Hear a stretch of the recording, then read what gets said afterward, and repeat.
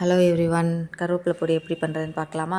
அதுக்கு ஒரு பிளேட்டில் பாசிப்பயிறு, கடலப்பருப்பு, பாசிப்பருப்பு, உளுந்தம்பருப்பு, கருப்பு சுண்டல், கொஞ்சோண்டு சோம்பு, மிளகு 4 மிளகு எடுத்துக்கோங்க, 2 ஸ்பூன் சீரகம், அப்புறம் கொஞ்சம் மல்லி, இதெல்லாம் எடுத்துக்கோங்க. அப்புறம் நான் 2 நாள் நிழல்லே காய வச்சு கருவேப்பிலை எடுத்து வச்சுருக்கேன்.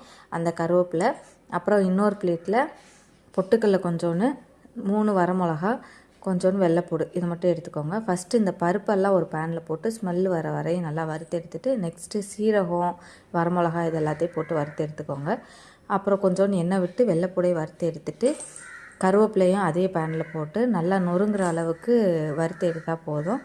நெக்ஸ்ட்டு ஒரு மிக்ஸி ஜாரில் கொஞ்சோண்டு பெருங்காயத்தூள், கல்லுப்பு போட்டு நல்லா அரைச்சி எடுத்தோம்னா நமக்கு தேவையான கருவேப்பிலை பொடி ரெடி ஆயிரும்.